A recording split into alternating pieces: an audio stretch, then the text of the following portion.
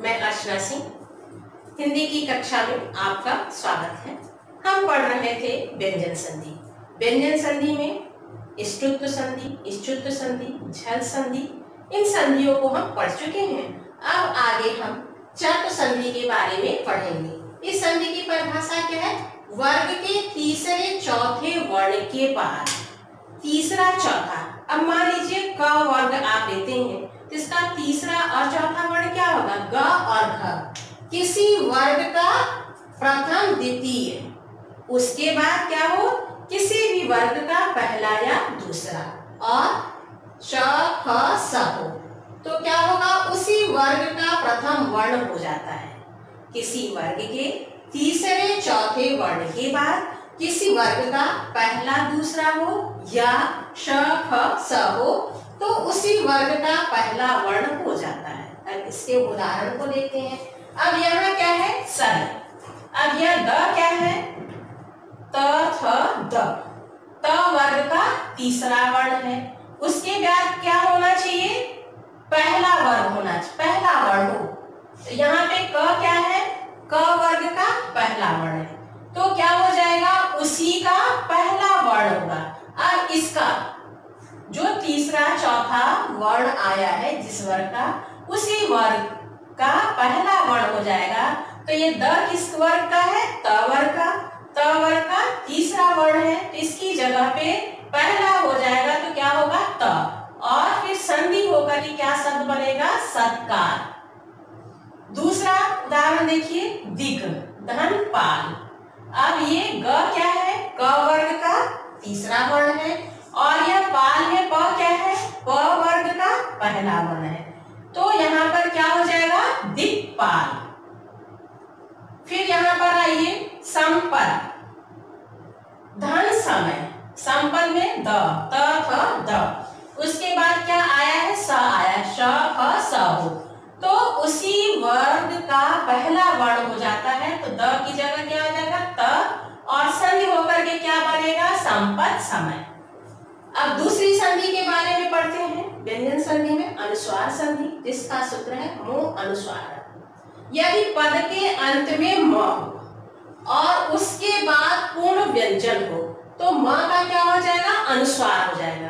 पद के अंत में क्या हो? म, और उसके बाद जो है व्यंजन पूर्ण हो तो उस म की जगह पे अनुस्वार हो जाएगा। अब इस उदाहरण में देखिए, हरिम धन बंदे। इस उदाहरण में क्या है? पद के अंत में म है, उसके बाद वंदे में व क्या है? पूर्ण व्यंजन है तो इस म की जगह अनुस्वार हो जाएगा और संधि होकर के क्या बनेगा? हरिम वंदे।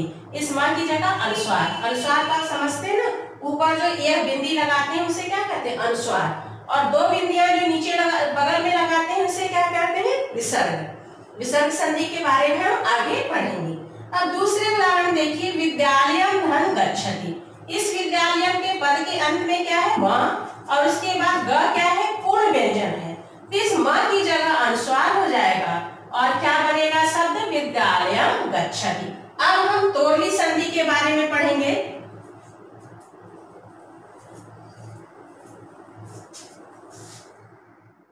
अब हम तोरली, जिसे लत्व संधि भी कहते हैं, उसके बारे में पढ़ेंगे।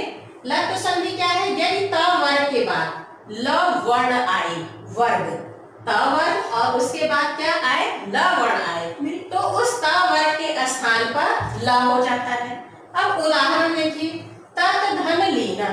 इस उदाहरण में आप क्या देखते हैं? इस तत् के अंत में क्या है? त, यानी त वर्ग का है, उसके बाद लीना में क्या है? ल। तो जब त वर्ग के बाद ल वर्ण आए तो इस त की जगह पे क्या हो जाता है? ल हो जाता है। तो जब संधि होगी तो शब्द क्या बनेगा? तल्लीना।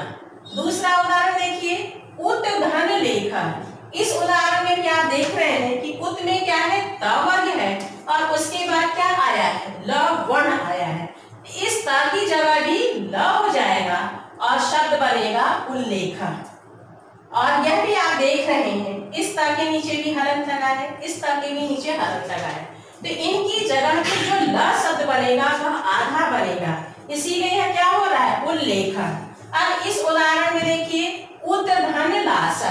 यहाँ पे उत में क्या है? त वर्ग है और यहाँ ल आया इस ता के स्थान पे ल हो जाएगा और क्या बनेगा? उल्लासन।